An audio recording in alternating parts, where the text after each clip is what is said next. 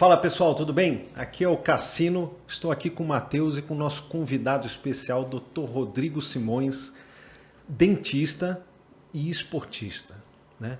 Antes da gente falar sobre as questões odontológicas, eu queria que o Dr. Rodrigo explicasse quanto de esporte que ele faz, porque a conversa prévia aqui eu fiquei sabendo que maratona é pouco para ele.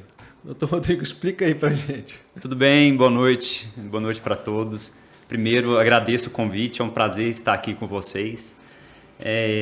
E vamos lá. Então, a minha jornada esportiva ela é longa e desde moleque minha base foi na natação. Num clube daqui, já participamos de eventos estaduais, centro-oeste e uma vez no brasileiro. Isso eu parei na época de faculdade e depois de lá para cá teve vários esportes. Já fui para luta um pouco, inclusive um dos principais hoje em dia, que é o triatlon, ele veio por conta de uma lesão no jiu-jitsu. Eu fui resistir a um armlock e machuquei. Todo mundo sabe que não pode resistir a um armlock, né? E machuquei e na recuperação comecei o triatlon. E aí apaixonei no triatlon. É um esporte eu gosto muito de esporte aeróbico e muito dinâmico, e uma grande vantagem que eu acho que sempre quando a gente começa a enjoar de um, tem outros dois pra gente focar, né? Então, como eu já nadava, eu acabei aprendendo a correr melhor, a pedalar, e aí foi. Isso no triatlo eu comecei com 33 anos, foi na época que eu casei, mais ou menos. Mas antes disso, participava de corrida de aventura, mountain bike, capoeira, taekwondo, já brincamos de muito. Né? Isso. A minha primeira maratona, focando na parte da corrida, a minha primeira maratona foi dentro do Iron. Eu cheguei a fazer um Iron. Em 2012 eu fiz um Iron em Fortaleza, um Ironman. Um Ironman, para quem não sabe, as distâncias são 3.800 nadando em mar, né? 180 de bike e 42 correndo. Essa 180 metros? 180 quilômetros de bicicleta. Vai daqui a Brasília e volta quase, né? E vai daqui em Goiânia correndo, né? 42 correndo. Essa foi minha primeira. Depois dessa eu fiz algumas outras maratonas individualizadas.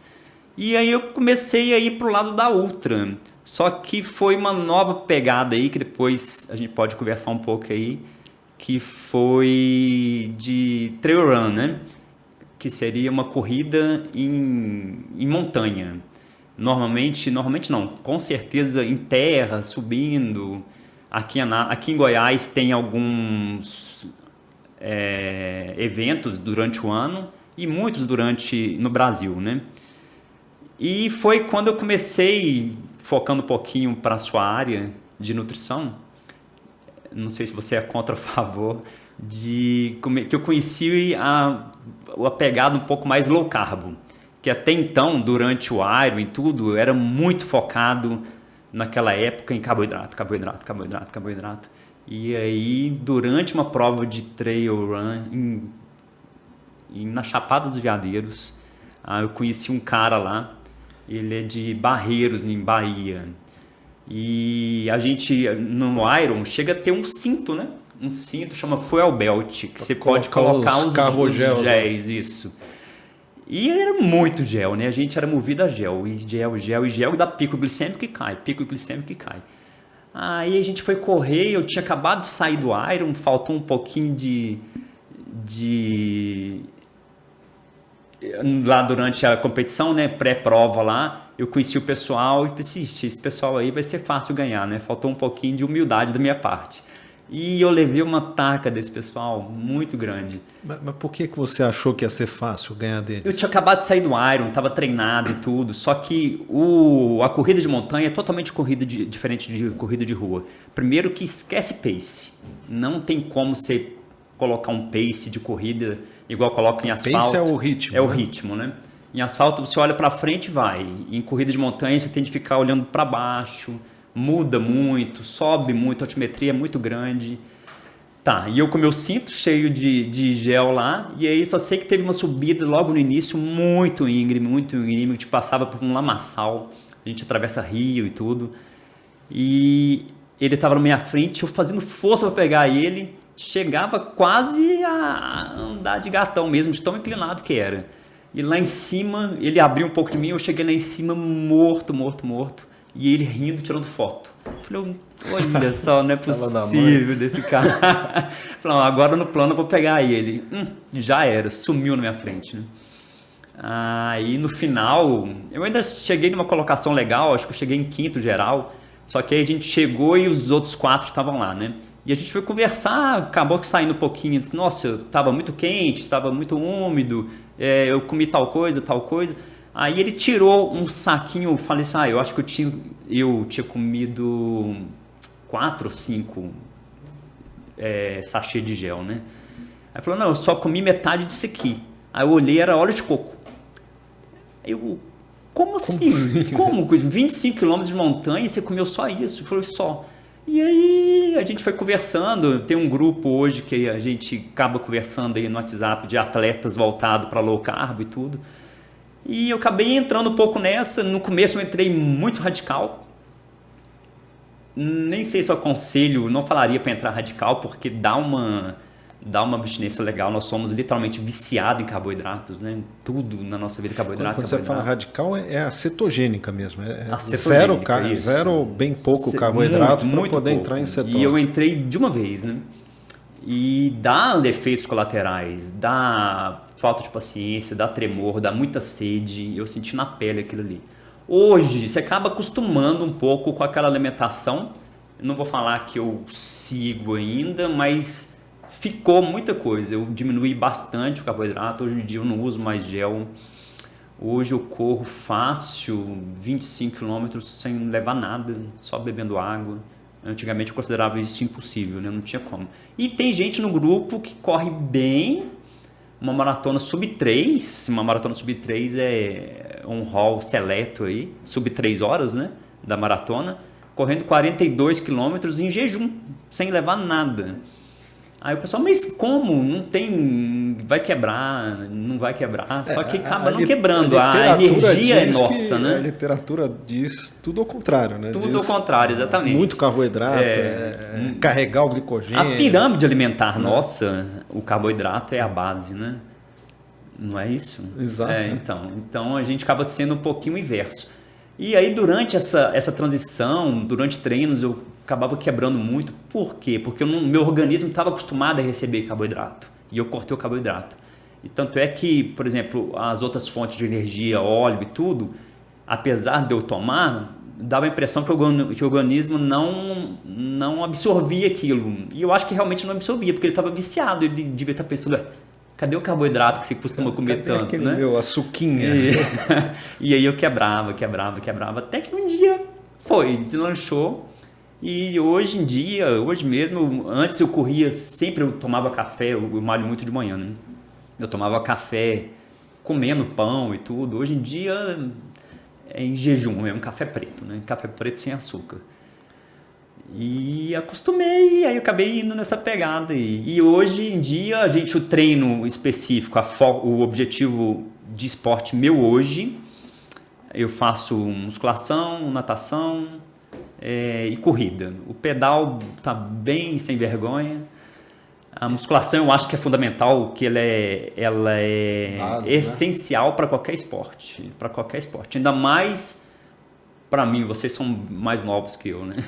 Mas eu acho que passou dos 30 anos, o objetivo, pode fazer qualquer esporte, mas faça musculação para associar, porque é uma base boa. Eu não lembro se já contei aqui no outro episódio que eu estava muito tempo sem fazer nada e fui jogar um basquetinho, que eu sempre joguei basquete na minha vida, né? E nessa, meu joelho pediu arrego. No que ele pediu arrego, fui fazer todo o tratamento e tal, não sei o quê. Daí no final, né, eu pergunto pro Dr. Júlio, eu já contei esse caso aqui, né? Eu tô repetitivo. Eu fui contar pro Dr. Júlio e ele falou assim, tem que fazer musculação agora para fortalecer, para parar a dor. E foi o que eu fiz. E agora eu tô sentindo outras dores, né? Depois eu tenho até que consultar com o Matheus para isso, né? Mas muito bom. E daí você foi, pegou a família toda e carregou para esse lado esportista. Os meus filhos ainda são pequenos, né? Eu tenho um casal, um de 10 e uma menina de 9, o Thiago e a Luana. Eles têm perfis diferentes, mas cada um, ela gosta muito de balé, ele gosta muito de natação, então eu já fazia com ele. E a minha esposa, ela nunca tinha feito esporte até então, né? E sempre que a gente casou, acho que até por incentivo indireto, né, de ficar vendo a gente fazer, ela acabou começando, ela já foi pro spinning. Eu lembro, até brinco muito com ela, que ela fazia o spinning numa academia. Aí, eu vou malhar. E ela chegava sequinha, sequinha. Eu acho que nunca não molhava um pingo de suor na blusa lá. Aí um dia eu fui acompanhar lá de perto, ela ficava pedalando, literalmente batendo papo, né? Falei, não tá malhando nunca. Aí depois ela pegou um gosto pela zumba, aí na zumba ela já suava um pouquinho, até que ela se achou no CrossFit. Tem bons anos que ela tá no CrossFit, gosta muito, já competiu. CrossFit eu tenho medo de começar, porque quem começa vicia nesse negócio. Vira testemunho, né? CrossFit. Só vale aquilo, né? Mas é viciante, muito gostoso, né, cara? Agora, assim, o que eu acho legal, assim, a gente frisar sempre, né, nesse quesito de alimentação, que a coisa assim me dá um tapa na orelha se eu estiver falando besteira, mas é muito individualizado, né? Esse negócio de low carb, com carbo. Sim. Tem gente que vai dar super certo e tem gente que vai dar super errado. E assim, quando a gente fala muito em performance, né? Quando a alimentação para performance, parece que ela é bem diferente do que para estética ou só para o dia a dia. Você sentiu isso também? Ah, com certeza. A performance, ela exige uma suplementação muito mais adequada, né? Ela precisa... O gasto calórico seu é muito grande, né? Então, a alimentação em si só não dá para repor. Até por conta de recuperação muscular e tecidual. Quando não está focando tanto em performance, eu acho que não tem necessidade tanto de suplementar. Eu mesmo tenho, por exemplo, vou dar o exemplo do meu irmão, que não tem problema ético de falar dele. Ele joga futebol, só futebol, esse futebol de fim de semana e tudo. E um dia ele falou assim, olha, o que você toma? Que eu quero tomar também. Eu falei, não precisa tomar, né? Na minha opinião. Toma café. Não precisa tomar, não precisa suplementar, não precisa tomar gel. Você vai jogar um futebol de 40 minutos, meia hora, e mesmo assim lento, não é performando. Então, acho que não tem necessidade. Uma alimentação balanceada supre todas as necessidades, né? Você sabe que meu trabalho principal é vender suplemento, né? E uma vez, num encontro de nutricionista, eu falei o seguinte, olha, se o seu paciente consegue se alimentar bem, ele não vai precisar de nada disso aqui. A maioria deles não vai precisar de nada disso aqui. Aqueles que não conseguem se alimentar bem, daí eu comecei a apresentar os produtos. Porque o suplemento, o próprio nome diz, né? É para suplementar aquilo que ele não consegue tirar da alimentação. Outro dia a gente trouxe aqui o PJ, né? E a quantidade de proteína, a quantidade de carboidrato, né, que ele precisa consumir, não tem como. Mesmo ele comendo, ele come de 2 em 2 horas. De balde, né? De balde, ele trouxe uma marmita gigante aqui. Não tem como tirar aquilo tudo da alimentação. Não tem estômago que caiba aquilo tudo. Então, daí a suplementação, o suplemento líquido facilita muito essas questões, né? E tem também alguns suplementos específicos para alguma necessidade do paciente, né? Então, ômega 3, por exemplo, daí é para baixar o colesterol, outras coisas, né? Mas, de forma geral, a maioria das pessoas elas não precisam de suplemento. Uma boa alimentação já vai dar um resultado muito bom, né? Eu tive um caso em que foi meu primeiro paciente como nutricionista, né? E era uma pessoa simples, né? Não tinha muito recurso e jogava futebol num clube aqui de Anápolis, né? Categoria de base, e lá não tinha apoio nenhum, né? E ele chegou assim, doutor, eu estou precisando ganhar massa muscular, não sei o quê, mas o senhor não vai prescrever aqueles suplementos caros não, né? Eu falei, não, dá pra gente ajustar na alimentação. E fiz uma dieta para ele e o menino seguiu à risca, né? Depois ele mandava uns áudios para mim, doutor, muito top essa sensação hein, de estar treinando bem e tal, né? Bom, não deu 2 meses, ele falou assim, posso comprar uma creatina? Pode. Aí uma coisa que eu acho interessante na população de uma maneira geral, em relação à alimentação, ou gastos, né, com suplementos, que muitos reclamam, né, dos gastos com suplementos ou de uma alimentação saudável.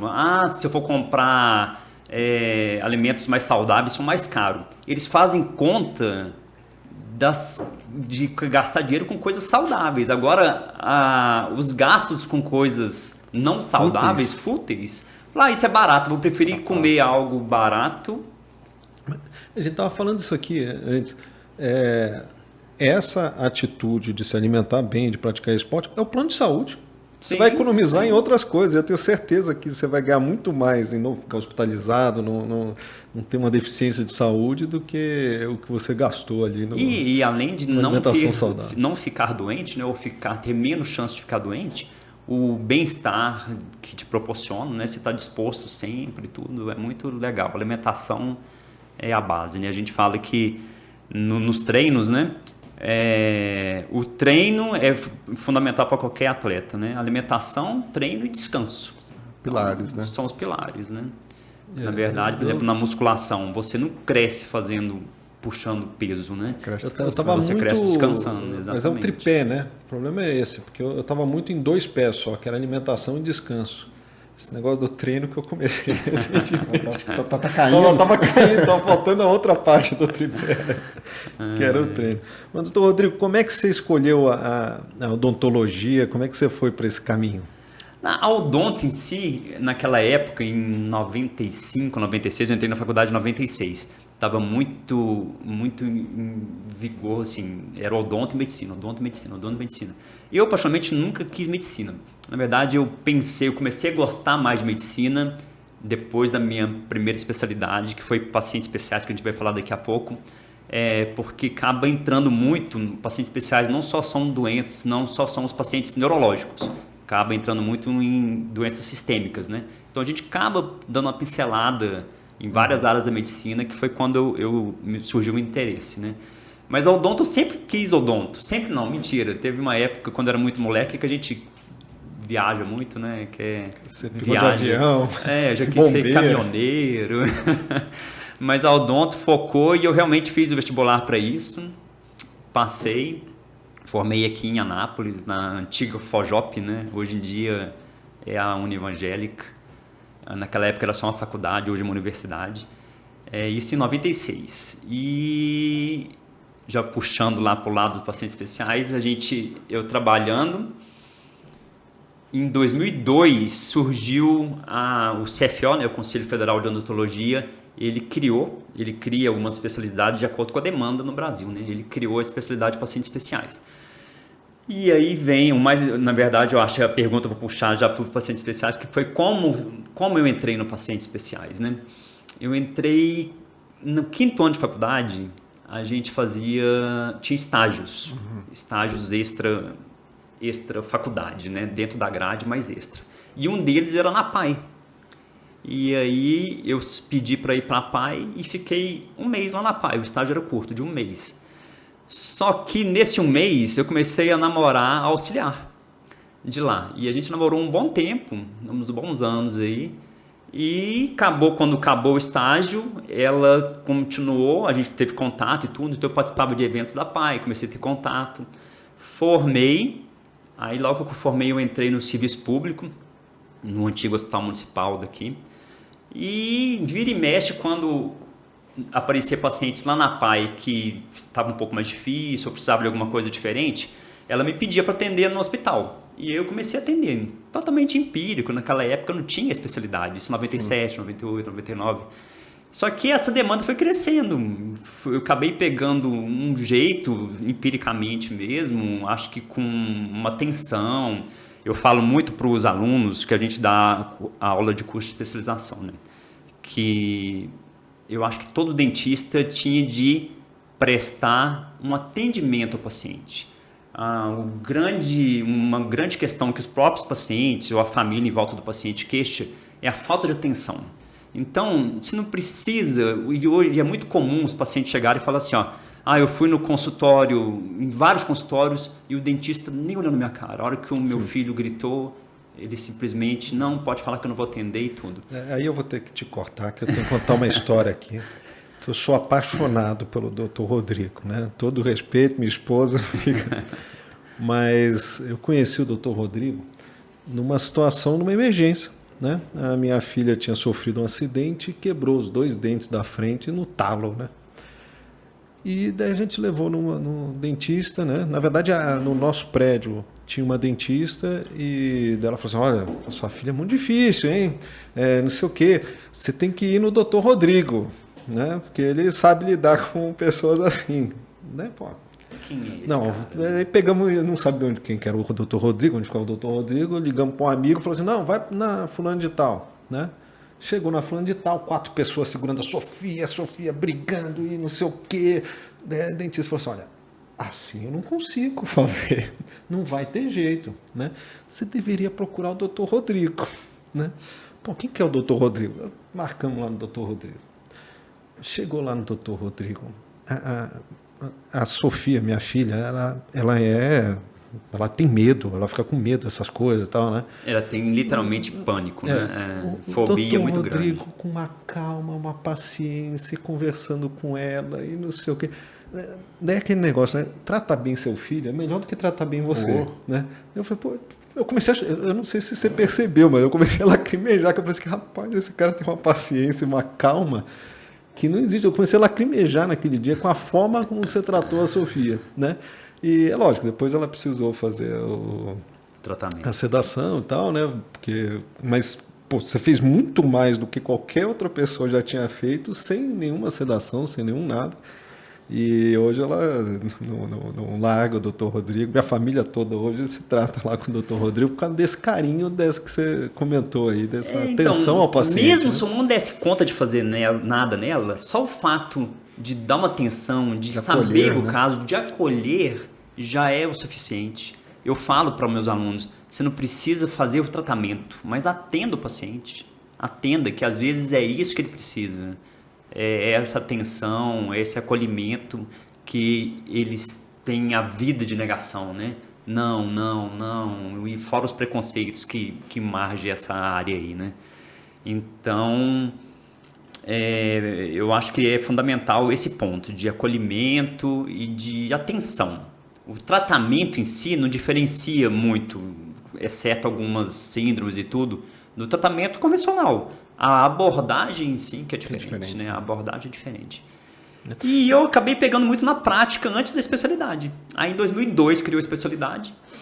Aí eu fui na primeira turma de pacientes especiais do Brasil, que foi em São Paulo, né? Na capital, na Abeno. E então nós começamos, fez especialidade. E aí quando fez especialidade foi praticamente só focado para pacientes especiais, né? Hoje em dia no consultório eu atendo pacientes especiais e não especiais, até porque as famílias acabam tratando muito comigo, Foi né? um caso lá, né? Acaba Trouxe tratando meu pai, muito. minha mãe, todo mundo para ser tratado pelo senhor. Né? Por exemplo, na nutrição a gente sabe que alguns pacientes especiais têm características e necessidades especiais. Por exemplo, a síndrome de Down tem mais tendência a ter diabetes, essas coisas. Né? Na área odontológica existe isso? Muito, muito, muito. Ó, vou dar o exemplo da síndrome de Down, que é uma síndrome bem conhecida e tudo, né? Grande maioria deles, voltado para a parte bucal mesmo, tem microdontia. Microdontia são dentes menores. Costuma ter agenesia de hermes de dente. O que é agenesia? A não existência de alguns dentes. Não é que ele não está incluso e não vai nascer, ele simplesmente não existe, né? Tem uma facilidade de problema periodontal muito grande. E você, como fisioterapeuta, vai saber, os DAOs são muito molinhos, né? Eles se dobram muito fácil e tudo. Então, é a característica da síndrome ter uma hiperflexibilidade ligamentar. Demais. Inclusive no ligamento dentário alveolar, que é a gonfose, né? Então, é muito fácil. Um problema periodontal que envolve a parte do periodonto de sustentação do dente, em DAO se agrava muito mais. Primeiro, pelo tamanho curto das raízes e segundo, por conta desse afrouxamento ligamentar, né? Por exemplo, quando associa, eu não sou ortodontista, não coloco aparelho, mas quando associa com um ortodontista em síndrome de Down, a movimentação tem de ser muito, muito, muito lenta. Muito mais lenta do que um paciente considerado normal, vamos dizer assim, entre aspas, né? Isso você fala outras síndromes. E quantas síndromes tem? Nossa, tem inúmeras síndromes. Né? Não tem como decorar todas. Existem livros, né, que a gente procura. Normalmente a família com síndromes mais específicas, ela já vem carregada, ela já te entrega tudo ali. Sabe tudo, né? Isso, meu síndrome tem síndrome de tal... Chega com o Google ligado. Com cromossomo, o braço curto do cromossomo tal, tudo. E já doutor, fala tudo, aproveita, né? faz isso aqui. Porque... Mais ou menos isso. Daqui a pouco te dá dica, que nem... em nutrição tem muito isso, né? Ah, doutor, não sei o que, eu quero fazer jejum intermitente, não sei o que. Pô, você precisa de mim?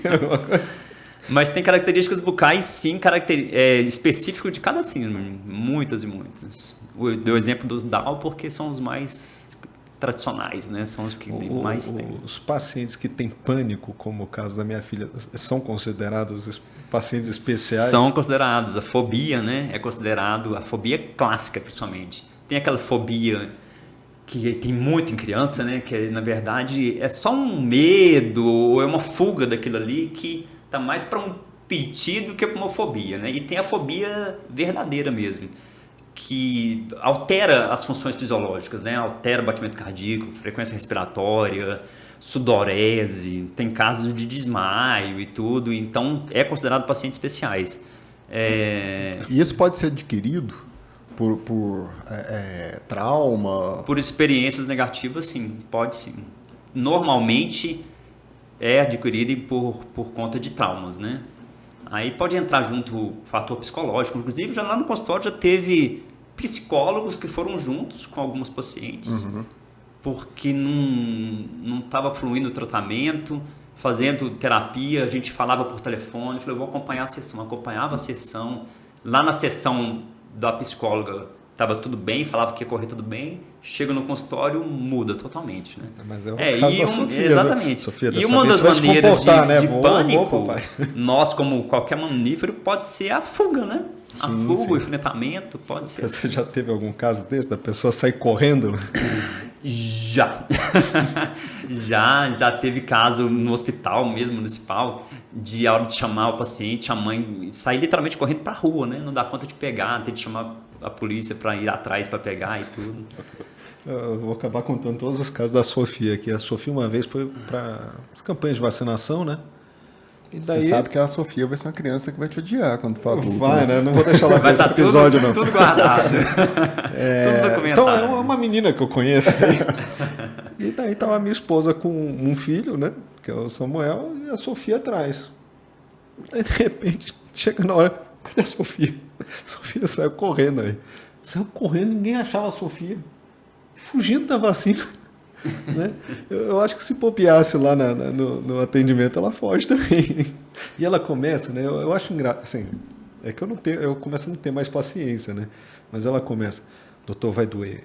Doutor, você promete que eu não vou morrer? Não é isso? Ela se transforma, ela realmente se transforma. E mesmo a gente conversando, indo devagar, ela é bem resistente. Tanto é que foi proposto para ela a sedação, né? A sedação, fala um pouquinho de sedação, existem várias drogas que pode ser usada para sedação. A que eu uso, vocês podem falar o nome? Pode, né? O midazolam, né? Eu gosto muito dele, ele é bem seguro. A única coisa que eu acho desvantagem dele é o tempo curto, né? Em torno de 40 minutos. Mas enfim, ele é um ansiolítico. Ele é um ansiolítico que em doses maiores a gente pode chegar a uma sedação de leve a moderada. E em consultório não é conveniente chegar a sedação profunda. Sedação profunda é quando realmente fica inconsciente, aí não é aconselhável.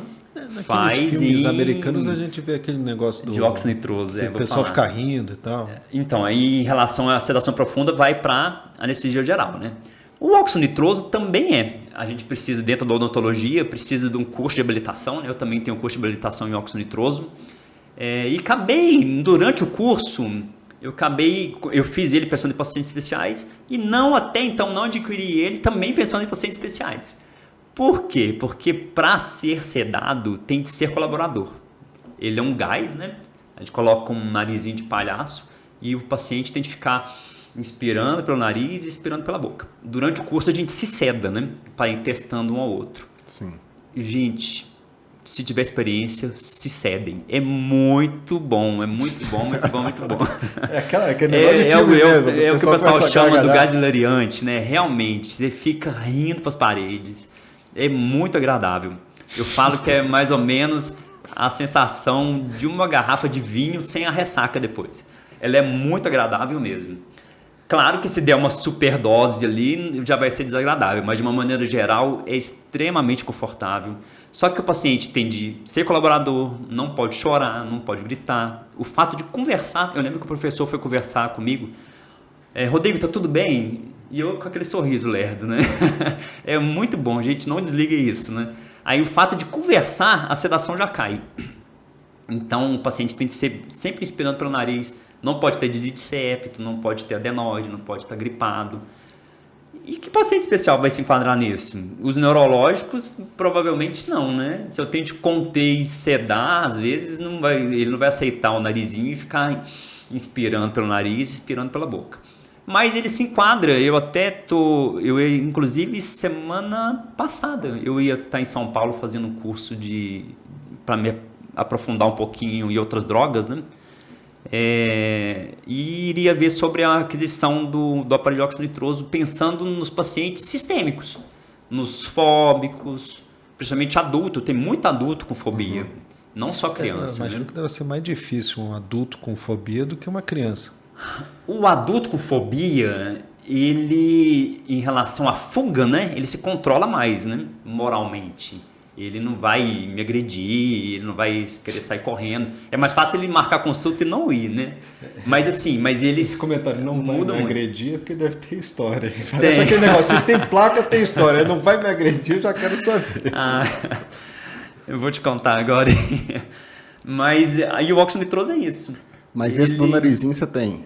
Não tenho. Eu sou habilitado, mas eu não tenho, que é o óxido nitroso, o gás hilariante. Esse que me deixa engraçado. Isso. Aqui em Anápolis tem algumas pessoas que têm bucomaxilo, pediatra.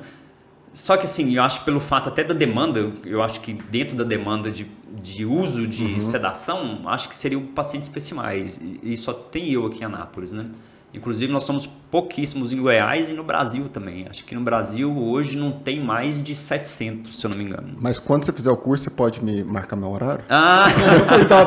Nossa, tranquilo. Então, tá, não preciso nem tratar, mas você pode deixar que vai cheirar. A gente até brinca que fala que se por acaso comprar o aparelho de óxido nitroso, que é um investimento considerável, né? E não tiver uma demanda, a gente pode alugar para festas, né? Sim. Sem problema.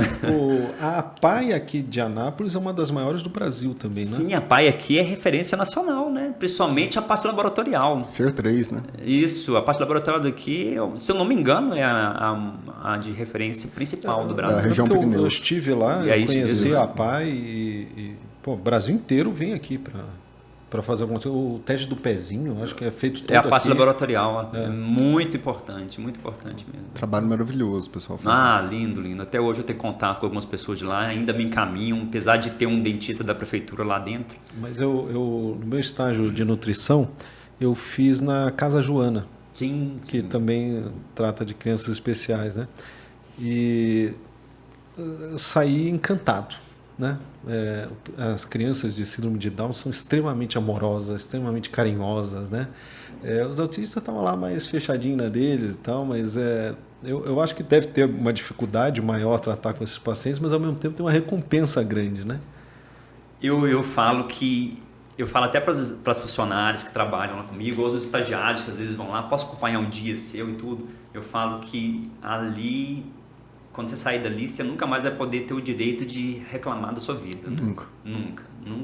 É muito gratificante você conseguir qualquer tipo de tratamento, qualquer tipo de abordagem nesses pacientes. Ou até o fato, não vou nem falar tratamento, o fato de estar presente, né, de dividir um tempo com aquela pessoa é incrível. E não só o paciente, como a família. A família ela também vem carregada de muitas emoções, né, e são muito gratos isso. Eu, no final da minha formação, não me engano, acho que foi em 2007, tinha um estágio na Arca de Maria. Não sei se ainda tem Arca de Maria aqui em Anápolis. E então era tipo um asilo, né? Aí eles dividiam a parte masculina e a parte feminina, eram em ambientes diferentes. Então, quando eu cheguei lá, na ala feminina, todas as freirinhas e tal, todo mundo a caractere, né? E tinha uma paciente que falava, olha, essa daqui ninguém consegue atender. Era a dona Terezinha, ninguém consegue atender e tal, já tinha 90 e poucos anos na época. E aí a minha professora na época, ou ela via muito talento em mim, ou ela não gostava nada de mim, que ela olhou para mim e falou, Matheus, é seu. E eu cheguei para dona Terezinha, eu não sei se tem uma terminologia para isso, mas ela já não tinha dentição, e o único dente dela, o dente da frente, tinha chegado no meio, então ela parecia muito desenho animado, sabe? Assim, ela era uma senhorinha muito bonitinha, e ela ficava em posição fetal. Dava para ver já que as juntas dela já estavam bem fibrosadas, sabe? Ela não conseguia esticar o braço. Então, assim, ela era uma situação bem grave. Não era por contração, era por fibrose mesmo, Isso, né? assim, foi atrofiando a musculatura dela totalmente. E ela tinha um quadro de demência muito grande. Então, a família deixou lá, né? E aí eu fui chegando perto dela e as irmãzinhas lá, tipo assim, ele não vai dar conta, né? Eu com a carinha de menino e tal. Já estava todo tatuado? Não. Bem menos. Já estava com cara de bom moço. Bem menos, né? Incapaz que as freiras não iam aceitar, né? Não, mas depois tem essa parte. E aí, eu fui chegando perto do leito dela, ela fazia assim pra mim. Aí eu chegava mais perto dela, ela fazia assim. Aí eu vou chegar numa distância que não dá pra dar uma pancada, né? Eu chegava. Aí nada estava satisfeito, assim. Na hora que eu cheguei numa distância, tipo um palmo, assim, dela, ela olhou bem no meu olho, assim, riu. Eu falei assim, ganhei essa paciente, né? Vai tomar no meio do olho do teu... Aí eu peguei e regalei o olho. Amoroso, e as freirinhas tudo regalaram o olho e tal. Eu falei assim, já sei o que eu vou fazer. Deu estalo na hora. Aí eu olhei assim, irmãs, dão licença? Aí elas ficaram meio assustadas, assim, mas deram licença, né? Aí eu sentei do lado da cama dela e falei assim, olha, você está acostumada a todo mundo vir te tratar e você não querer tratamento de ninguém. Mas eu sou diferente, porque eu vou ganhar de você. Eu não vou colocar a mão em você sem você deixar. Mas eu duvido que você sabe mais palavrão do que eu. Aí ela abriu o olho e interessou, sabe? Falei assim, vamos fazer um jogo. Você fala um palavrão, eu falo outro. Não pode repetir. Quem ganhar, se eu ganhar, eu te atendo. Atendi ela quase 6 meses, mas assim, eu usei toda a minha criatividade do mundo para ganhar dela do palavrão, porque a bichinha era boa de palavrão, viu? Ou seja, a demência não atingiu essa parte. Não. Essa memória dela afetiva ficou, viu? Mas assim, vindo dessa história, quando que deu o clique para você? Porque assim, a neurologia em si, né, as síndromes especiais e tal, ela não vem só com a parte de, olha, eu vou fazer isso porque é difícil, como desafio. Ela tem muita parte afetiva, né? Muita parte de amor, de doação. Quando que deu esse clique seu, assim, cara, é isso? Eu acho que não teve um fato em específico de dar o clique. Foi uma rotina que eu acabei vendo assim, quem vai fazer? Se não for eu, quem vai fazer, né? Quem vai fazer isso? No curso de especialização eu falo lá, nós somos o elo final de uma corrente.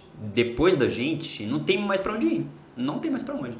Então, todo paciente que chega lá, por mais difícil que seja, é um desafio. Sim. É um desafio porque literalmente não tem para onde ir. A última esperança somos nós. Não dá para você falar assim, vai no Dr. Rodrigo. Né? Não dá, e outra, eu vou encaminhar, a não ser que seja algum caso específico, que tem algum centro específico de alguma alteração, de alguma síndrome que tenha lá. E mesmo assim não é certeza que aquele profissional que vai estar lá vai dar conta diferente de mim, né?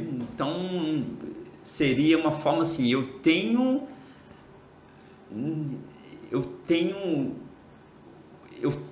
não sei se eu posso falar um dom, mas eu preciso pôr isso em prática, porque talvez seja essa missão minha aqui, né? Não sei.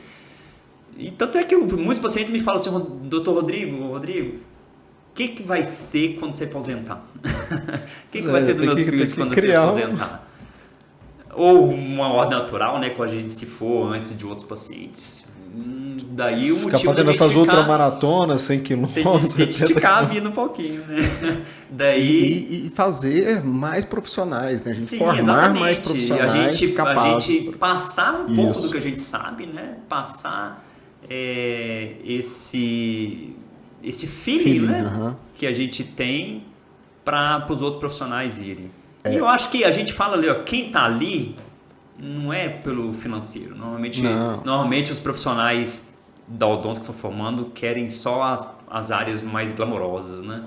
Harmonização facial, implantodontia, ortodontia. Ninguém quer pacientes especiais com o menino gritando e com Te arranhando, te arranhando, te agredindo e tudo. Tudo. E A falar gente foi distraindo aí na conversa e a gente acabou esquecendo da história do agredido. Eu quero saber essa história aí Essa foi... com detalhes. Foi. Já teve algumas mordidas de dedo, né, que eu levei, mas nada a ponto de causar danos, sequelas permanentes, não. Mas teve um fato no hospital municipal, quando eu trabalhei lá de 97 a 2012, um bom tempo, né? Aí foi um paciente psiquiátrico lá, do sanatório, né?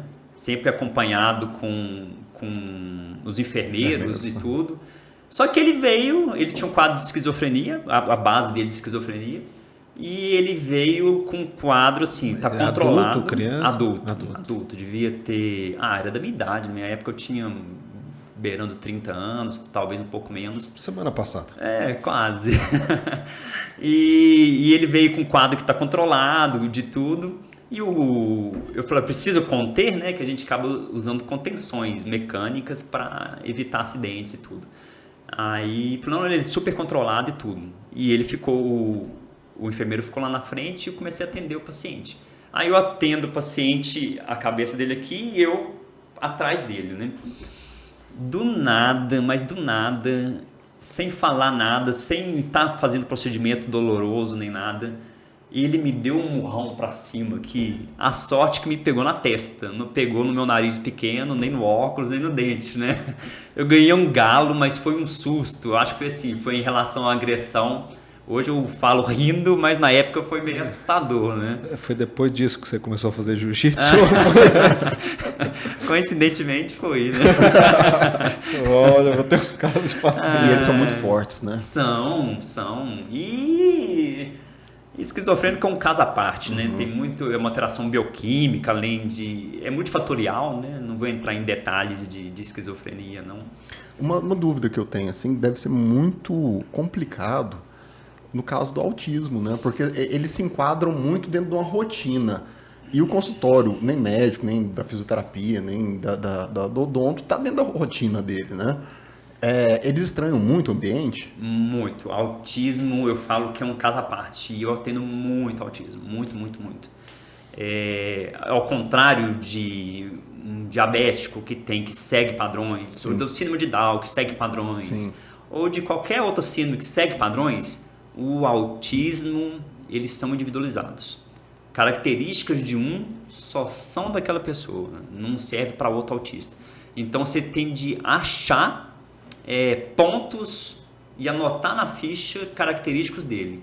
Ele gosta de tal, ele não tem contato visual, não aceita toque, esse aqui aceita toque. Eu tenho autista de todos os tipos, que chega conversando, que chega brincando, que senta, que faz tudo.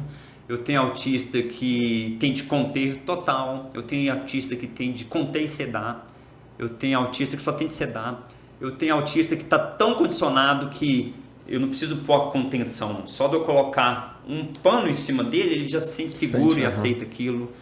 E eles, hoje em dia está meio por água abaixo, fala assim, ele é de grau leve, médio, moderado ou alto, né? Está muito por hiperfoco, né? Então, o consultório é uma casa cheia de hiperfocos. Tudo ali tem hiperfoco, né? Tem uma temperatura diferente, tem odores diferentes, tem sons diferentes, tem vibração dos motorzinhos, tem sugador, que é tátil, né? Tem luz, que é o refletor, tem pessoas estranhas, tem um ambiente que ele não quer estar, tem anestesia, tem um toque, porque a gente não tem como tratar sem não tocar, né? E muitos autistas não aceitam o toque. É um desafio. Autismo, normalmente a consulta que eu marco, eu sento muito, converso muito com a mãe. Tem alguns que na consulta nem sento na cadeira, eu dou conta de ver, às vezes no colo da mãe, às vezes no chão, às vezes eu vou lá na recepção para olhar. Às vezes eu não dou conta, eu converso, já combino com a mãe de não, vamos conter ou sedar, e no dia que eu der conta de fazer isso, eu olho e vejo o que tem, né? Mas é um desafio. Tem muito hiperfoco ali, muito mesmo. Uma coisa que eu aprendi muito no autismo em si, uma das primeiras instituições que eu trabalhei, ela era multidisciplinar total. E tinha uma profissão que eu desconhecia, que era musicoterapeuta. E, assim, foi uma das únicas profissões que eu vi que se dava muito bem com todos, assim, todos exagero, mas assim, com quase todos os autistas. Era a hora da música, né, assim, do ritmo, e acalmavam bastante. Então, às vezes, passava pela musicoterapia para depois vir para a gente. E era encantador, assim, o que a musicoterapia pode fazer com muitos pacientes especiais, assim. E eu não tinha nem noção disso. E eu fiquei muito encantado. Não sei se você já teve contato com musicoterapeuta. E tem autistas que são apaixonados, né, com música, às vezes com um clipe, e vê aquele clipe repetidas vezes durante o dia. E assim, eu já tive pacientes que eu só conseguia atender ele escutando determinada música, e aquela música repetia a sessão inteira, e aí eu conseguia atender ele. Mas, assim, é muito encantador o trabalho deles. Você falou certíssimo ali em relação à abordagem multidisciplinar em autista, né? Não só a musicoterapia, como a ecoterapia, né? A ecoterapia também é muito legal. E são áreas agradáveis, né? Ao contrário da nossa, principalmente da minha em relação à sua, né?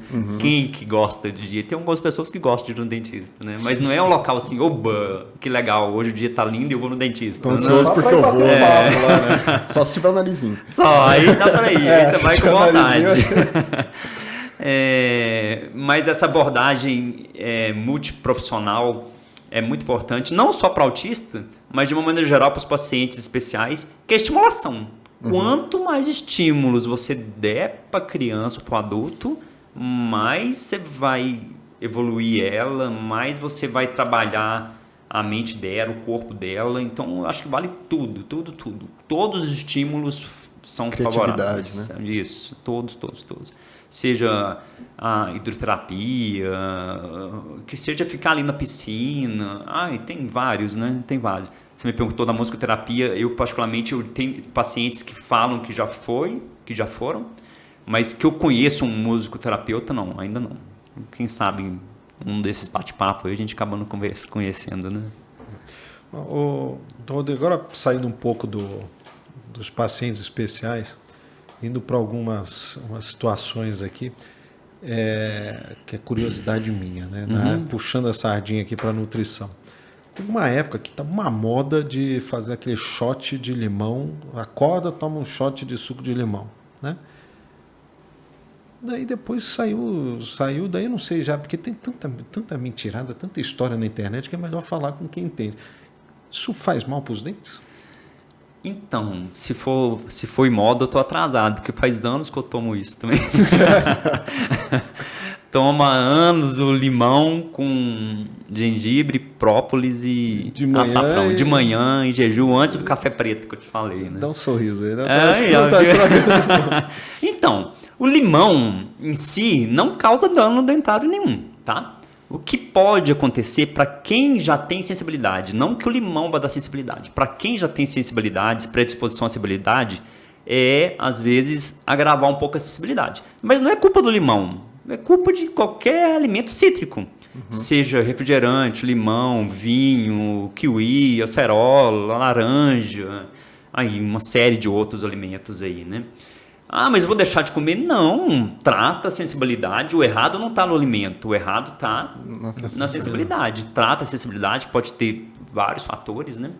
Saber o porquê daquela sensibilidade, tratar e continua a tomar o shot de limão, sim, que é muito bom. Outra moda nutricional é a cúrcuma, né? E outro dia a gente foi mexer com cúrcuma lá na fábrica. eu tive que pintar. A gente foi moer a cúrcuma. Eu tive que pintar a sala, porque aquele negócio impregna de tal jeito que... Daí eu fico pensando, pô, se comer essa cúrcuma o tempo todo, não vai amarelar os dentes, não? Então, o que cúrcuma não mancha, né? Mancha tudo, tudo, tudo. Esses dias eu tomei o meu shot com limão e cúrcuma lá, e eu tava com a barba um pouco maior. A minha esposa chegou, mas você pintou seu bigode de loiro? Eu falei, não, já sei o que é, relaxa. E outras, a cafeteira é branca, ficando amarelada da digital, né? A cor que me dá nada. Então, mancha externamente, manchas extrínsecas, externas, né? Nada que uma profilaxia, aquela com a escovinha mesmo, não tire. Não só a cúrcuma, né? O café, o vinho, a Coca-Cola, o cigarro, tudo são manchas extrínsecas, externas, fácil de ser removido. Não sai com a escova, né? Com a escovação não sai, mas num consultório odontológico dá para tirar tranquilo isso aí. Falando de dúvida pessoal, eu fui criado naquele regime que chiclete dá cárie. Aí depois, passou um tempinho, eu já ouvia falar que chiclete é legal porque ele ajuda a limpar o dente depois da refeição, que você não tem tempo para escovar. Qual que é a verdade? Qual que é do chiclete? Na verdade, não é o chiclete, é o açúcar do chiclete, né? Porque o chiclete em si, a função mastigatória em que você fica mastigando, ele é legal, não só para a limpeza dos dentes, que vai ter uma limpeza mecânica, né? Sim. Eu falo, por exemplo, gente, vocês estão na roça, não esqueceu de levar a escova de dente. Você comeu uma maçã, a maçã é fibrosa, né? O fato da maçã, por ser fibroso, dando o exemplo da maçã, né? O atrito dela na superfície do dente vai limpar. Vai limpar 100% do dente? Não, mas já vai ajudar. O chiclete faria isso, né? A ação mecânica dele de esfregar no dente limparia. O problema dele é o açúcar. Tem tem algumas marcas aí mais tradicionais, a Trident, por exemplo. Que tem ele sem açúcar. Tem sem açúcar, que o pessoal até usa muito para pós-operatório. Para pós-operatório, por exemplo, uma extração de um terceiro molar, que pode dar trismo, né? Que no masseter, né? A pessoa não dá conta de abrir. Começa a querer mastigar um chiclete, um Trident, por exemplo. Porque o Trident sem açúcar vai funcionar melhor. Você vai saber melhor do que eu como uma função fisioterapêutica, sim, né? Sim. Isso, naquela região ali. Agora, os outros, quando fala assim, o chiclete dá cárie. Não dá cárie. O açúcar do chiclete, se não for higienizado posteriormente, pode dar cárie. Vai dar cárie? Não. A cárie, ela funciona por desmineralização. São áreas pequenas no dente por desmineralização que fica as bactérias ali, né? O açúcar vai servir de substrato para a bactéria ali, e ela adere ao dente e desmineraliza uma parte pequenininha do dente ali. E aquela parte, se continuar desmineralizada, se por acaso você não usar fio dental ou não escovar aquela região, ela começa a descalcificar o dente até o ponto de fazer o buraquinho, né? Fez o buraquinho, aí o dano é irreversível. E, Rodrigo, aquelas pastas de dente que diz assim, 12 horas, 24 horas, eu não sei se já tem 24 horas, você pode escovar uma vez por dia já é o suficiente? Né? Tem toda uma história mercadológica por trás das pastas, né? Por exemplo, em propagandas que a gente vê, tá a pasta como se fosse meu dedo aqui, dá pra ver, né? Faz aquela, chega a dar uma voltinha para cima. Mas diz lá, aprovado por dentistas. Isso, aqui não tem necessidade daquele tanto de pasta. Aquilo é mercadológico. Quanto mais você consumir, mais você vai comprar da pessoa, né? Mas a pasta em si é uma astringente. Nada substitui a ação mecânica, que é a escova. Nada substitui a escova. Pode escovar de 12 a 24 horas? Não, a placa bacteriana ela vai ser formada. Se você escovar de 24 a 24 horas, acho que todo mundo já ficou um tempo maior sem escovar o dente. Você passa a língua no dente, ele está grosso, né? Aquilo é a placa, você tem de remover. A função da escovação é a remoção disso. Ontem, se eu não me engano, foi um paciente que está com... Ele teve um AVC. Um senhorzinho tal, e a neta que levou, e ele tem sonda também. Não por conta do AVC, né? Ele tem sonda e ele não alimenta oral. Aí ele teimava com a neta, por eu não alimentar, eu não preciso escovar o dente. E a boca cheia de tártaro. Não precisa escovar o dente. Precisa sim, a placa bacteriana vai formar, pela própria saliva ela vai formar, né? Então tem bactéria, só não vai ter bactéria quando acabar os dentes, não vai ter cárie quando acabar os dentes, só não vai ter bactéria quando a gente morrer, na verdade, né? Mesmo quando morrer ainda vai ter um monte, né? Daí Vai, que elas tomam até conta, acabar né? tudo, né? E voltando um pouquinho para a parte de esporte, até o Matheus que lembrou dessa situação, o Ronaldinho, né, o nosso fenômeno, né, quando ele jogava lá no São Cristóvão, né, Foi onde começou. ele tinha um desempenho ruim e daí viram que ele tinha uma respiração ruim, não respirava direito e foi um procedimento odontológico que melhorou a respiração dele. É comum esse tipo de situação, de diminuição de desempenho, de prejudicar o desempenho por questões odontológicas? Em performance, em atletas com performance, e se tiver uma alteração mandibular, maxilar, uma oclusão muito anormal, pode sim levar. Por exemplo, respiradores bucais costumam ter ou respiradores que têm mordida aberta, né? Pacientes têm mordida aberta. Eles não tocam o dente, mesmo eles fechando, eles mordem posterior e ficam abertos aqui. E eles tendem a ser respiradores bucais. Isso causa uma tunelização do palato, né? O palato fica em forma mais profunda e tem todo um desvio, inclusive nasal, já que o palato está em conjunto com o nasal. E atrapalha sim muito a respiração, a oxigenação dele não é a mesma. Aí precisa fazer tanto a ortodontia quanto a ortopedia, né? Às vezes tem de ser cirúrgico e às vezes só a ortodontia resolve. Mas com certeza vai influenciar na performance, não só durante a respiração do ato em si, quanto na recuperação. À noite, ele não vai respirar, ele não vai dar conta de oxigenar certo. Isso sem falar, por exemplo, à noite, o paciente que não respira corretamente, o fisioterapeuta, o Matheus aqui, pode afirmar melhor. A recuperação tecidual, muscular dele não vai ser a mesma, assim como a apneia de sono, o ronco e tudo. Diafragma. Isso, existem aparelhos, né, para acabar com a apneia de sono e tudo. Pacientes que têm apneia, que ficam com sono picado, no outro dia vai estar cansado, não vai render, com certeza não vai render, com certeza mesmo. A apneia chega a ser perigoso, né? Sim. Aí dá uma hipoxigenação muito grande. Né? Puxando de novo a sardinha para a nutrição aqui, algumas deficiências nutricionais a gente sabe que estão relacionadas à osteoporose, né? E daí eu, como leigo aqui, eu vejo o dente assim muito parecido com o osso, né? Apesar de que tem diferenças, né? Deficiências nutricionais que causam osteoporose também afetam a saúde dos dentes? Tem alguma deficiência nutricional em especial que afeta essa saúde dentária? Então, ela vai afetar mais a parte de sustentação do dente, que é o osso, né? Essa aí sim vai afetar. A osteoporose afeta diretamente no osso mandibular, no maxilar e tudo. Em relação à estrutura dentária em si, o dente, ele não tem como a gente fazer uma reposição de cálcio nele, em qualquer um de nós aqui. Senão seria muito fácil, né?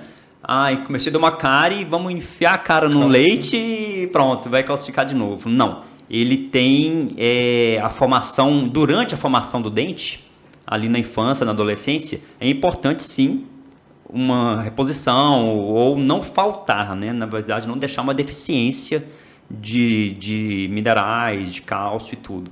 Depois dele consolidado, dele formado, não tem como a gente repor esse cálcio.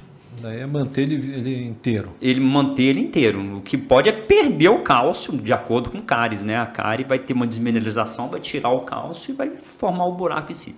Mas na osteoporose, ela afeta diretamente a estrutura de sustentação do dente, que é o osso alveolar, né? E é o que faz daí os dentes começarem a cair. Não.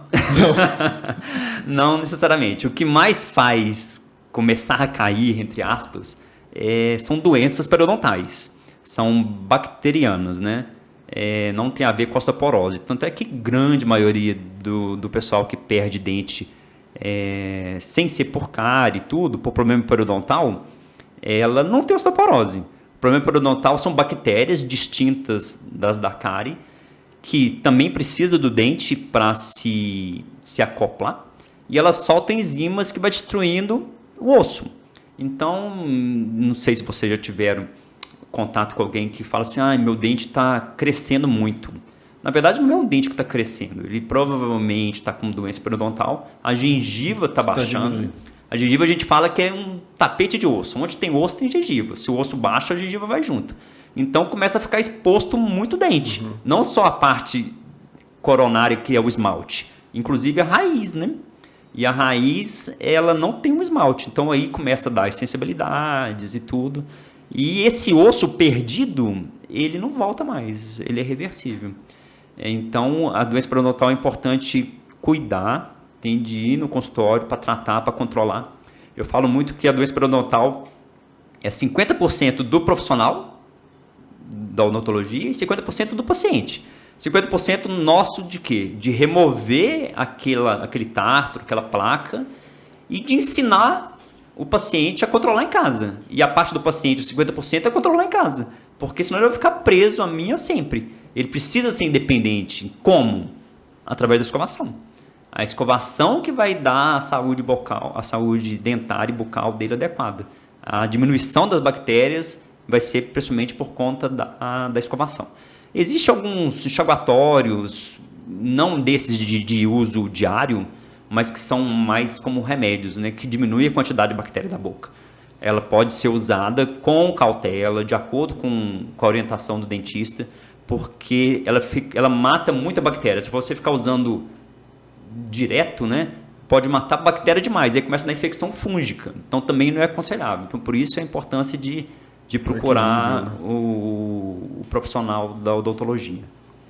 E, antigamente, daí eu já falando um pouco da minha mãe, ela dizia que na época dela, de mais jovem, escreveu, não leu, botava dentadura nas pessoas, né? Arrancava tudo, né? Arrancava tudo.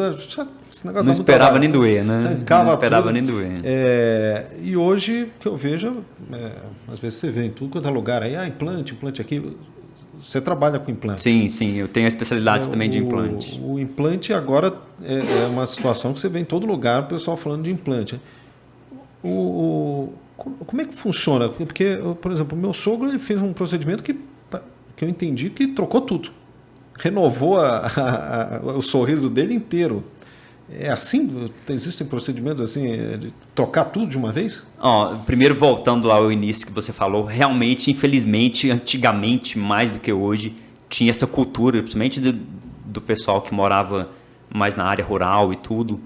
E por falta de esclarecimento também, né? Como diz, não precisava nem esperar doer. Um doeu, já tira 3 ali, já tira 4. E eu tenho vários pacientes que relata para mim que com 17, 19 anos já era totalmente desdentado. É uma agressão muito grande, né? Muito grande mesmo. E com essa perda muito precoce de dentes, acontece uma reabsorção do osso aonde o dente estaria. Então, esse 1/3 médio da face diminui muito, essa dimensão vertical aqui diminui muito. Por isso que em pessoas desdentadas ou idosas, que perdem vários dentes, tem essa parte muito enrugada. Por quê? Porque ela não tem dente, o osso foi reabsorvido e perdeu muito, tá? Quando acontece isso, se tiver osso ainda disponível, né, para a gente colocar implante, pode ser uma ótima opção. Antigamente tinha a opção só das dentaduras, né, das próteses. Molda e a dentadura ela é removível, né? O implante não, o implante é fixo. Agora, a dentadura, falando dessa questão da reabsorção óssea, ela não vai influenciar isso, então vai continuar... Vai continuar a reabsorver. O osso da maxila, o Matheus vai saber também me afirmar isso aí com certeza, o osso precisa de impacto. Todo o osso do corpo precisa de impacto, assim como o osso bucal, né, da maxila e da mandíbula. Então ele precisa de função. Os dentes nossos, eles são ligados diretamente no osso através de ligamentos, então a gente dá função diretamente a eles. Quando perde os dentes, a prótese não dá função, ela vai ficar apoiada só na mucosa, não tem contato com o osso. Então a tendência colocou a prótese, acabou de extrair o dente, colocou a prótese. Com o passar dos anos, o osso vai embora, o osso vai ser totalmente absorvido. Vai. Aí se tiver osso, dá para a gente pensar em implantes. Tá, pode ser unitários, de acordo com perda de 1 por 1, ou no caso que você comentou aí, por exemplo, perdeu todos os dentes, desdentado total, né? Certo? Tem a opção de fazer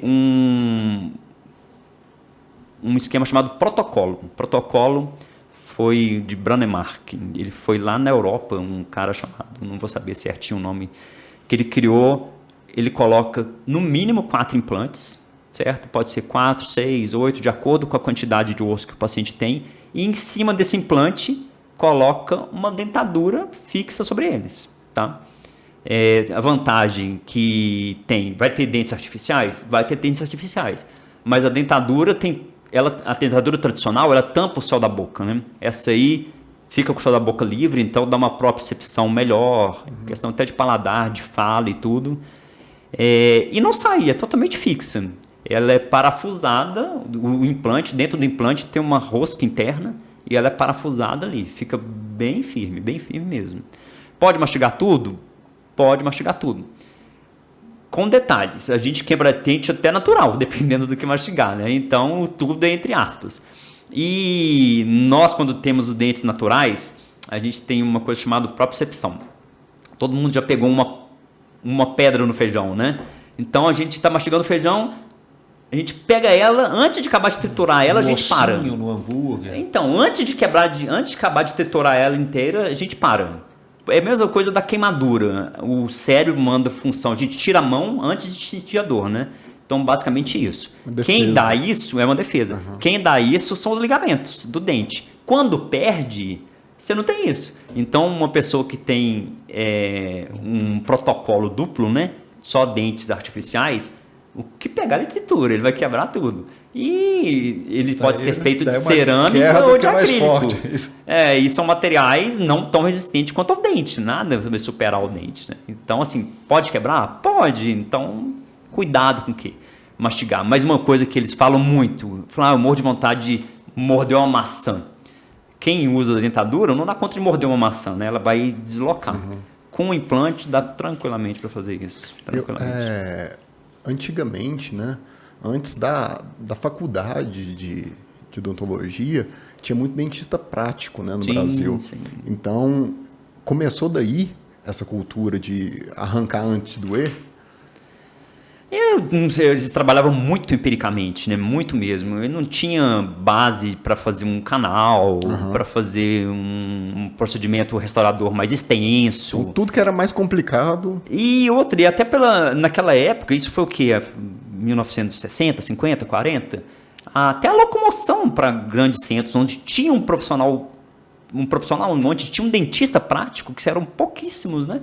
Então, quando ia lá, qualquer cárie, por menor que seja, tá com cárie, tira. Independente do canal. Às vezes uma restauração simples, procedimento básico, tirava o dente, né? Tirava o dente todo. E é uma sequela muito grande, né? Irreversível. Você pega muito caso de ATM? Pego. Muito, principalmente relacionado a bruxismo. Muito. É ATM? Articulação temporomandibular. A ATM é a articulação da mandíbula que acopla na cavidade craniana, né? Em paciente que tem bruxismo, costuma ter muita dor articular. Agora, casos mais específicos de anquilose, de fibrose, não, muito pouco. Inclusive, é uma área muito pouca abordada na odontologia. Eu sinto muita dificuldade aqui, porque eu gosto muito de equipe multidisciplinar, né? Esses dias atrás, curiosidade, eu atendi um paciente, ele me ligou, falou, olha, eu tô com um torcicólogo que não passa, tem mais de semanas. O torcicólogo geralmente são dias, né? Resolve aquilo ali. E aí eu fui fazendo a anamnese, fui conversando com ele e tal. Fui olhando, né, as cadeias musculares e tal. E durante a anamnese eu descobri que algumas semanas atrás ele fraturou um dente. Na mastigação ele fraturou um dente. E aí eu matei a charada. O que aconteceu? Ele estava fugindo daquele local. Daquela dor. Sim. E mastigava só de um lado. E isso causou um estresse muito grande desse lado que ele estava super usando, né? E toda a musculatura, tanto de macete ATM, temporal, né? O esternocleidomastoide e tal, estava todo travado aquele paciente. Falei, cara, então o negócio não é comigo. Vai no dentista, vai consertar seu dente. Que legal entre nós, né? Para ele não foi nada legal. Vai consertar o seu dente, que seu pescoço sara, porque senão você vai ser um paciente eterno para mim. Eu vou aqui ajeita o seu pescoço, nossa, sai do Matheus, olha que legal, passa depois de amanhã, volta de novo. Então, cuida da causa. E aí, às vezes, chega para mim pacientes com causas de ATM graves. Então, chega, cara, irritabilidade lá em cima, cefaleia, muita dor de cabeça, dor de fundo de olho, pesadelo demais, insônia, dificuldade de dormir. E você vai, na hora que palpa o masseter, você vê gritando. E não tem o profissional para mandar para estar ajudando aquilo, né? Porque eu consigo estar liberando naquele momento, mas ele precisaria de um tratamento de ATM, né? Que já foge totalmente do meu conhecimento. Às vezes acaba tratando indiretamente. Por exemplo, esse que você falou, se restaurasse, ele quebrou o dente, né? Se reabilitasse, seja uma restauração ou uma parte protética naquela região ali, e desse a função para ele novamente, ele ia mastigar e ia melhorar. Às vezes não precisa agir diretamente na articulação. Não, esse caso não era de masseter, né? Foi um caso curioso de fratura. Multiprofissional aí, né? Mas da ATM em si, quando eu pego a DTM, né, que é a disfunção temporomandibular, dificilmente eu consigo encaminhar ele para que seja com a plaquinha, né, que às vezes trata com placa, ou às vezes até com o Botox, em caso mais grave, para estar relaxando aquela musculatura. A gente não acha, né? Hoje em dia, quem é mais focado nessa parte de articulação na odontologia a área da bucomaxilo, né, que é voltada para a cirurgia. Mas, indiretamente, acho que muita coisa se resolve com placas, né, que você falou, com placa de bruxismo e tudo, porque às vezes está muito relacionado a bruxismo, né, e acaba agindo indiretamente ali. Isso aí, acho que não vou falar todos, mas é fácil de encontrar quem faz isso. Mas até pouco tempo atrás, era uma área assim, acho que não me engano, só tinha no Sul uma equipe lá, quando se tratava de parte cirúrgica, né? Era assim, intocável, não toca ali não, que é bomba. Então ninguém colocava a mão na articulação, ninguém mesmo. E até hoje, diretamente ali, são muito poucos. O pessoal da buco que acaba indo um pouco para lá e tudo. E acaba desmistificando. Tudo é muito recente, né? O odonto é muito recente, a medicina é muito recente, o antibiótico foi há 80 anos atrás, então está tudo muito recente, né? O seio maxilar, né? Essa região aqui nossa do seio, até quando na minha época de faculdade, nossa, era assim, nem chega ali perto, nem chega. Hoje em dia a gente entra dentro do seio fácil, faz levantamento para aumentar a altura de osso para colocar implante. Se perfurar o seio, coloca uma membrana, preserva o caso e tudo. Então vai desmistificando muita coisa vai caindo, até por desconhecimento da profissão e tá tudo muito recente, né? Tanto no odonto, quanto na física, quanto na nutrição, tudo. A gente vai aprendendo com o passar dos anos, né? Rodrigo, outro dia eu vi um sujeito que eu não vi há algum tempo, quando o cara deu um sorriso assim, parecia que tava uns mentex no sorriso assim, né? Eu falei pro cara, o que aconteceu com o fulano de tal? Colocou uns mentex ali, e ele tava falou que era lente de contato. Como é que é esse negócio aí? É faceta, lente de contato, é a mesma coisa, são coisas diferentes? Como é que funciona isso? Então, a lente de contato é uma faceta, só que extremamente fina. A faceta em si ela tem uma espessura maior. Hoje em dia está muito em comum também com a globalização e com os atores, né? A gente acaba num vício muito de ter um padrão estético e tudo. Então, se você vê você é fã de alguém e vê ele com, nossa, eu quero ter o sorriso igual daquela pessoa. Eu falei, já teve gente que chegou lá e falou assim, eu quero ter o sorriso igual da Xuxa. Então você tem que nascer de novo, né? Não tem jeito. Não tem jeito, tem casos que não dá. Mas a parte de estética veio para ajudar muito. Hoje tem cursos milionários aí de estética e tudo, de reabilitação completa da boca, transforma literalmente a boca da pessoa, né? É legal, faz muito, dá uma função bem interessante. Faceta, o que é? É uma frente de porcelana normalmente, né? É só a frente do dente. A lente de contato também, só que com a espessura muito fina. Daí o motivo do nome lente de contato. Ela chega a ser quase transparente. E a coroa é quando abraça o dente todo, certo?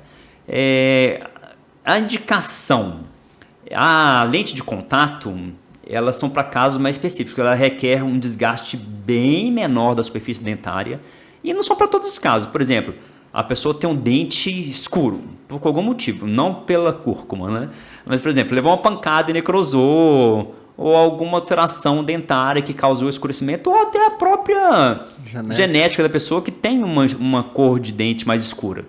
E em vez de fazer clareamento, alguma coisa, ela quer fazer até porque o clareamento tem um ponto que não dá para ir mais, né? E na faceta a gente pode escolher a cor e a pessoa coloca aquela cor que quiser. Tanto é que tem gente que coloca o dente muito claro. Eu praticamente não gosto de extremamente parecendo um PVC. A cor de PVC né? é muito artificial, mas o paciente gosta e quer, então tudo bem. A gente aconselha determinadas cores, mas é a gosto dele. Tá, quando com o objetivo de tampar essa cor, uma lente de contato não vai dar, porque ela é tão fina que vai transparecer, certo? Então tem de ser uma faceta, tem de criar um desgaste maior no dente, mas não é nada exagerado não. E coloca a frente do dente ali, ela é cimentada, tá? Isso, quando você causa esse desgaste, vai colocar a faceta. Essa faceta daí vai ficar pro resto da vida, ele vai ter que estar trocando ali. Ou, não, cansei de ficar com o dente parecendo Mentex, tiro e não, volto você vai trocar quando acontecer alguma coisa, né? Quando infiltrar, ou quando quebrar, ou quando lascar, alguma coisa assim. Não troca assim, deu 3 anos, vou trocar? Não, deixa ela quieta lá. É durável. Se tirar, vai estar o dente desgastado como eu desgastei lá no início. Não vai poder deixar. Até porque, em alguns casos de faceta que precisa do desgaste maior, a gente desgasta boa parte do esmalte. E abaixo do esmalte está a dentina, que já tem terminações nervosas, né? Então, vai ficar sensível e tudo. Tanto é que em alguns desgastes, alguns preparos, a gente tem de anestesiar o paciente porque fica dolorido, né? Já na lente de contato, não. A lente de contato é um desgaste muito sutil. Às vezes não precisa nem fazer provisório. Provisório eu desgastei e mandei para o laboratório. Tem um prazo, né? Um tempo ali de 5, 7 dias, 2 dias que seja. Aí para a pessoa não ficar com um dente mais curto, com aquele desgaste, com uma chance maior de sensibilidade, a gente põe um provisório ali, né? Faz o provisório, uma frentinha rapidinha ali de acrílico, normalmente, ou de resina, e deixa o paciente com aquilo lá. E tem problema com a alimentação? Ou eles, por exemplo, a partir do momento que coloca uma faceta, uma lente de contato, vou comer a curma, daí o negócio vai impregnar, não vai ter jeito? Ou não tem isso? Não, a cerâmica em si, ela tem uma superfície muito lisa, né? É uma cerâmica, é vitrificado, né? O grande problema dela são alimentos muito rígidos, né? Por exemplo, o paciente que tem bruxismo muito severo não é indicado, nem faceta nem cerâmica, porque vai quebrar. É naquele bruxismo durante o trânsito que você está nervoso e se aperta? Não, aquilo lá é muito rápido e você está consciente, né? Então logo você para de apertar. O problema é à noite, inconsciente, durante horas você rangindo, várias esposas e às vezes maridos chegam pensando, nossa, meu casal, meu acompanhante lá, range demais que me acorda. E ele fala, nunca que eu não ranjo, não durmo igual o neném, né? Ele não vê, ele está inconsciente. E aí esse bruxismo muito severo pode sim causar uma fratura da borda da cerâmica e tudo, causa fratura de dente.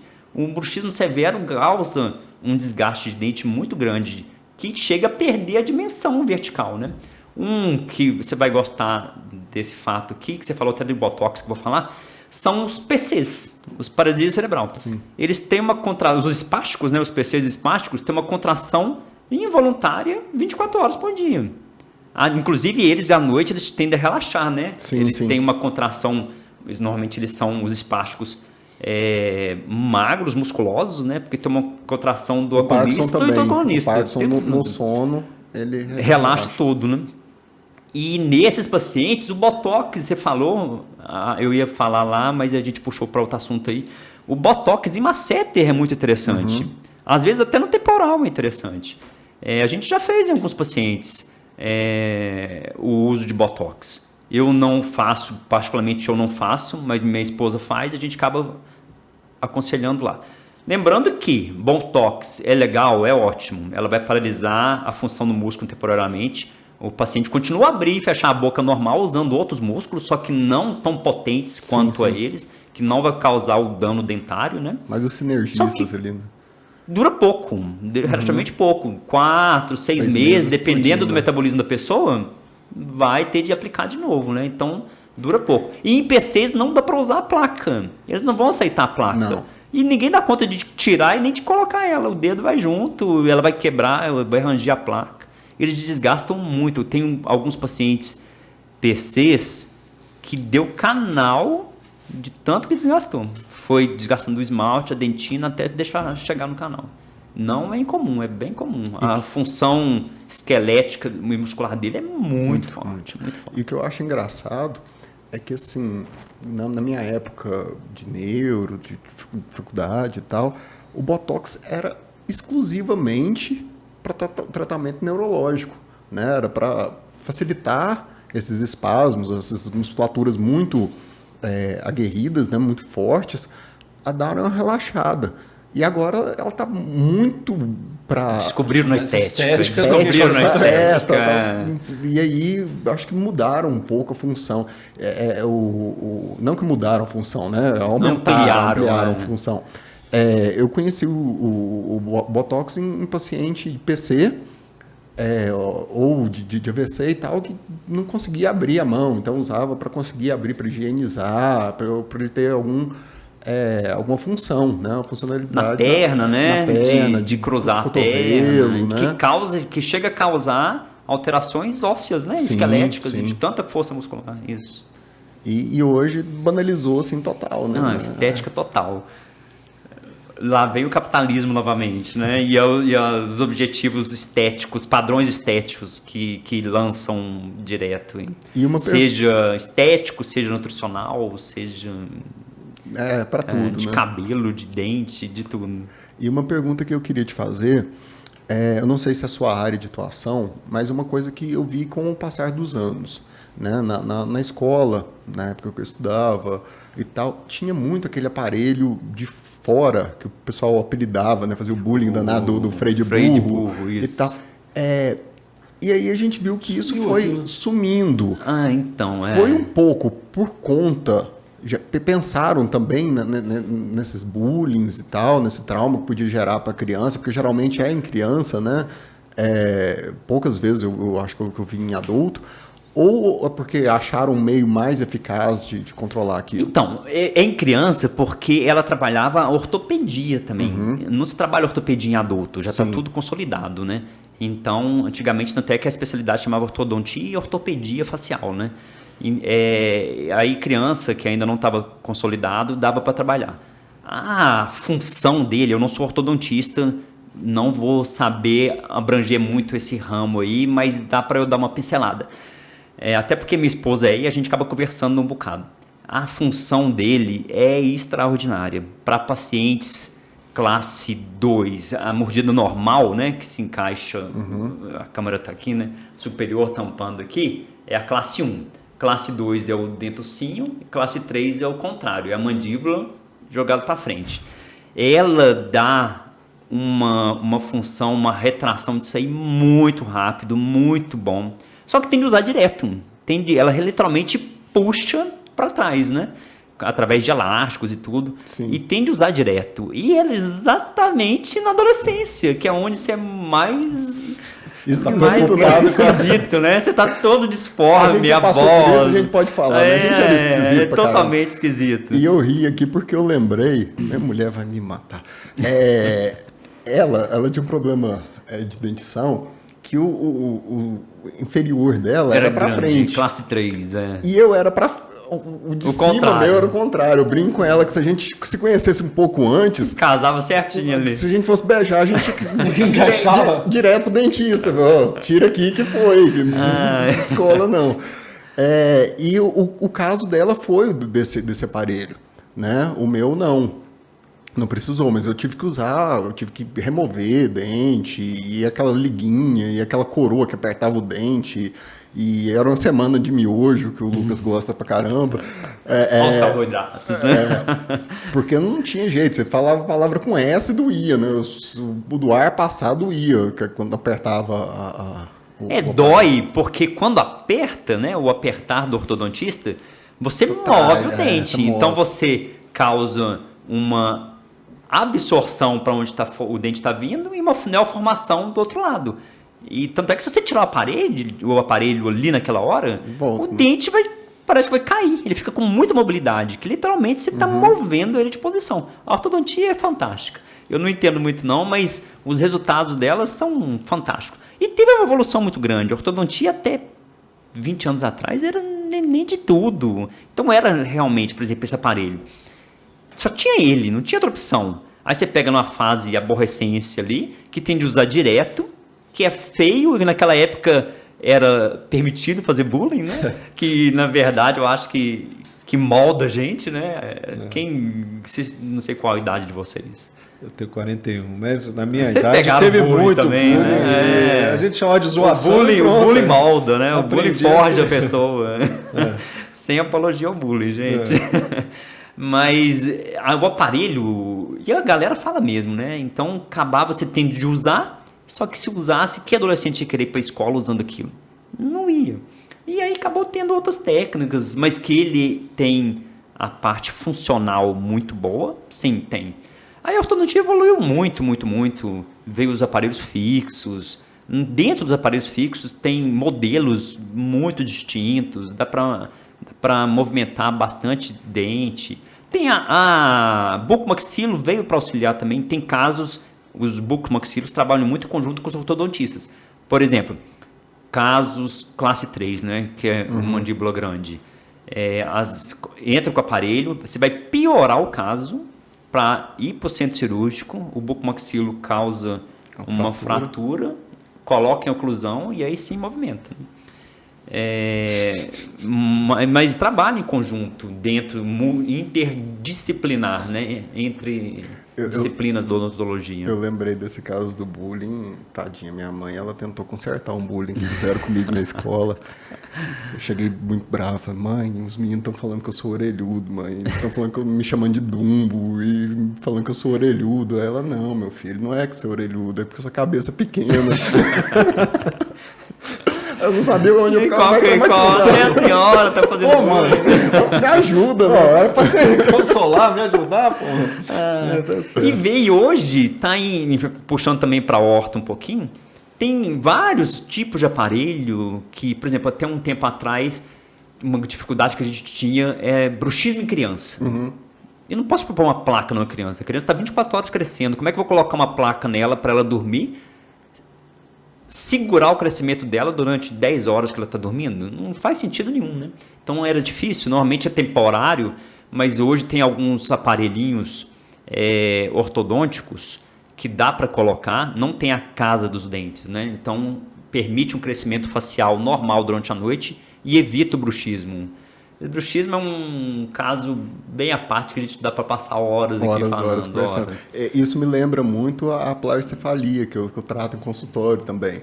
Então, assim, as mães de meninas que levam os nenenzinhos para eu tratar e tal, elas já sabem, assim, postou foto e eu vejo aqueles lacinhos, aquelas tiarazinhas na cabeça, eu já mando no privado, tira essa tiara, porque tá em fase o crânio tá em fase de dilatação, né? Ele precisa daquele crescimento. Aí você vai e contém, né? Para ficar bonitinho para foto, para festa e para aquele lugar e tal. E dá dor, dá irritabilidade. A criança não gosta daquilo, o menino vai lá e coloca o bonezinho, o nenenzinho, não tem um porquê daquilo.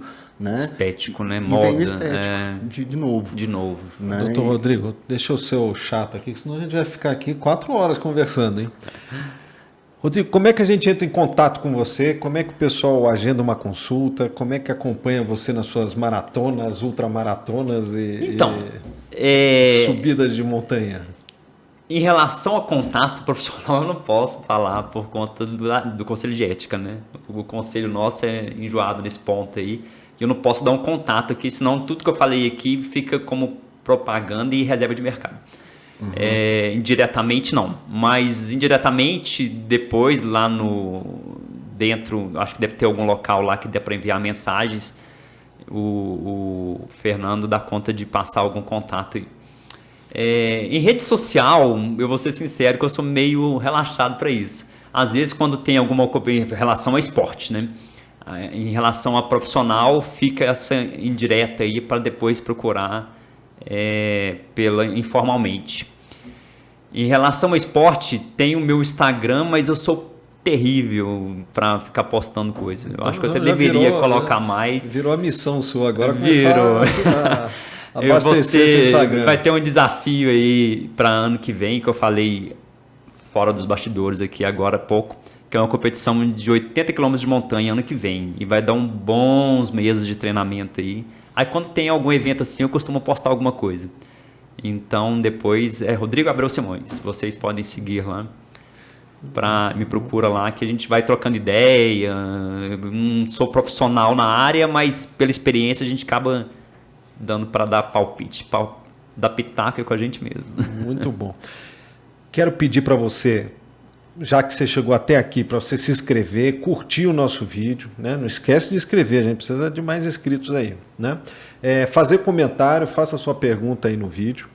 Quero agradecer também a Marli Cortinas, que cedeu esse espaço para nós filmarmos o nosso podcast. Agradecer o nosso produtor aqui, o Lucas Santos, né? E o nosso patrocinador, no qual a gente tem o nosso presentinho. Você pode ceder os presentinhos ali para o nosso convidado, que é a Folhas, que você pode entrar no site www.folhas.com.br, usar o cupom Os Foras do Eixo, que você ainda ganha um descontinho lá. Mesmo que tiver promoção no site, você ganha desconto além da promoção usando o cupom. E tem a nossa canequinha também para ele. Que legal, isso é muito útil. E daí aqui você está levando o nosso Whey Protein, que já tem creatina, bom para dar resistência e muscular. Inclusive eu compro de vocês, o meu está quase acabando, vai ser muito útil. A vitamina D em gotas, que é mais fácil, aqui para criança também é muito fácil. O Joints para articulação. Esse eu sou apaixonado. Esse eu não conheço. Esse é para dores articulares. Tem colágeno tipo 2, MSM, ácido hialurônico e o óleo de crio com ômega 3 vindo de crustáceos, né? E esse é o modelo da caneca. E essa é a nossa canequinha que você ganhou de presente. Ótimo, muito útil. Mais uma vez agradecer a conversa. Eu acho que vamos te convidar de novo, porque ainda ficaram alguns assuntos. Sim, a conversa vai longe depois, né? E valeu, pessoal. Muito obrigado.